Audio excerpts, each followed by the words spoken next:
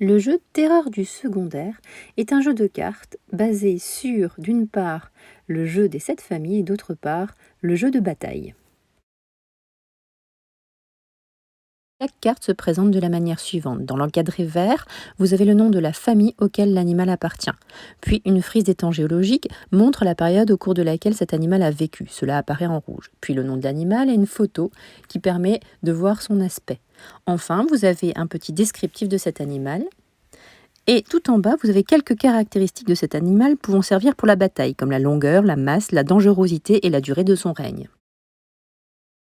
Pour découvrir les cartes, on commencera tout d'abord par le jeu de cette famille.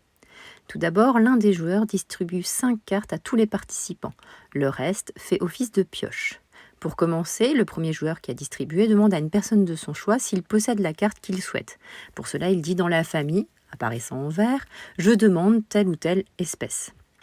Si le joueur questionné possède la carte, il doit la remettre au joueur qui l'a demandée. Sinon, le joueur qui a demandé la carte et qui ne l'a pas eue doit tirer une carte dans la pioche. Si la carte qu'il a piochée est la bonne, il dit bonne pioche et la montre aux autres joueurs. Et il continue à jouer. Sinon, c'est au joueur situé à sa gauche de procéder de la même façon. Attention, on ne peut demander une carte d'une famille que si on possède déjà des cartes de cette famille. Dès qu'une famille est complète, c'est-à-dire que vous avez les 5 cartes, il s'agit de les poser sur la table. Le gagnant est celui qui possède le plus de familles complètes. En cas d'égalité, le gagnant est celui qui a constitué la première famille. Attention, pour jouer à ce jeu des 7 familles, vous devez retirer les cartes spéciales bataille, celles sur la météorite et celles sur les volcans. Après avoir fait une partie du jeu des 7 familles, vous pouvez passer ensuite au jeu de la bataille.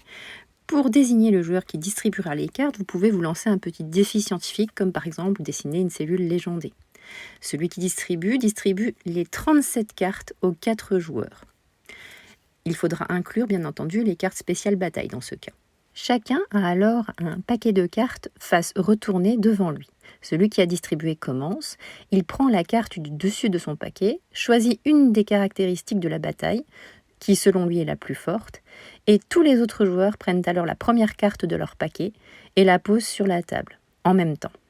Celui qui a la carte la plus forte sur la caractéristique demandée ramasse toutes les cartes.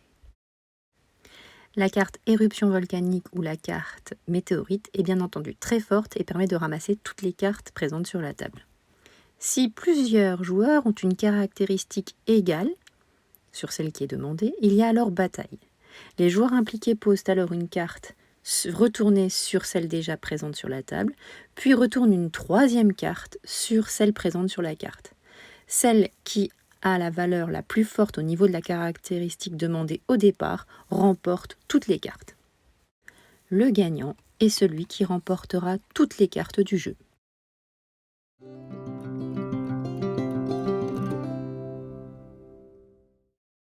Ces jeux vous permettront de découvrir certaines espèces aujourd'hui disparues, mais qui ont appartenu au groupe des archosauriens.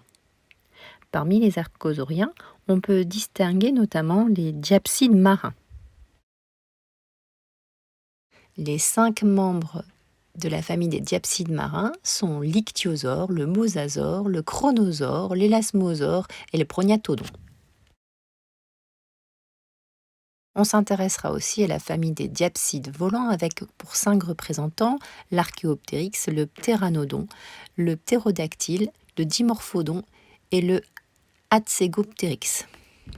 Viennent ensuite les dinosaures, parmi lesquels on distinguera 2 groupes, le groupe des ornithischiens avec un bassin d'oiseaux et le groupe des saurichiens avec un bassin de lézards. Parmi les ornithischiens, on commencera tout d'abord par la famille des marginocéphales, qui était caractérisée par la présence de cornes. Les 5 membres de la famille des marginocéphales sont le Tricératops, l'Albertocératops, le Pachycéphalosaure, le Psittacosaure et l'Homalocéphale. Toujours parmi les ornithischiens, on a ensuite la famille des ornithopodes caractérisée par un bec de canard. Cette famille est représentée par les 5 membres suivants: l'Hadrosaure, l'Iguanodon, le Parasaurolophus, l'Edmontosaure et le Tessailosaure. Enfin, toujours dans le groupe des ornithichiens, on a la famille des thyréopodes qui, eux, sont caractérisés par un corps recouvert de plaques osseuses. Les 5 membres de cette famille sont l'ankylosaure, le stégosaure, le lexivausaure, le scutellosaure et le nodosaure.